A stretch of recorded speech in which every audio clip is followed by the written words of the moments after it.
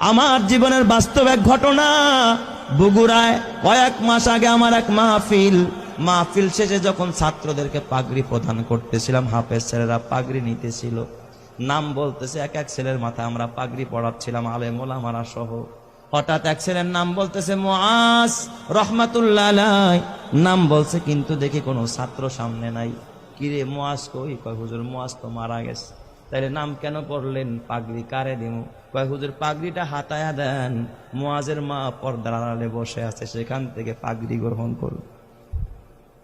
প্রত্যেকটা মানুষের দিল নরম হয়ে গেছে। পাগড়িটা হাতায়া একটা ব্যাগে দেওয়া হলো, ছোট্ট একটা বাচ্চা নিয়ে মুআজের মার কাছে পৌঁছায় দিল। বয়ান শেষে আমি যখন খানা খাচ্ছিলাম, মোহতামিম সাহেবকে জিজ্ঞাসা করলাম, মোহতামিম সাহেব, জীবনে এই অভিজ্ঞতা আমার এই ফার্স্ট যে মৃত ছেলেকেও পাগড়ি দেওয়া হয়।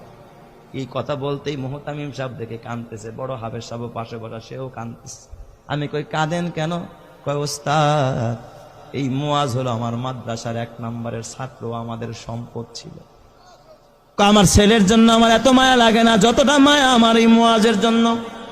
আমি বললাম এত কি গুণ এই মুআজের? কয় ওস্তাদ, মুআজ 18 মাসে কোরআনের হাফেজ হয়, জীবনে পাগড়ি ছাড়া নামাজ পড়ে নাই, মুআজের বাবা নাই, মুআজের মা বড় অসহায়, এই মাদ্রাসা লিল্লা বোর্ডিং এ মুআজ রে এতিমখানায় ফ্রি খাওয়াই, আমরা চিকিৎসা পর্যন্ত আমরা করাই।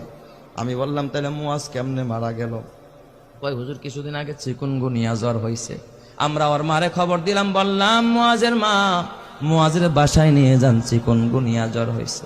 মুআজ বাসায় যাইতে চায় না। কয় ওস্তাদ, বাসায় গেলে জামাতের সাথে নামাজ পড়তে পারি না, ফজরের নামাজটাও জামাতে পড়া হয় না, আমারে বাসায় দিয়েন না, মরে যাইতো মাদ্রাসায়, মরবো বাসায় যাব না।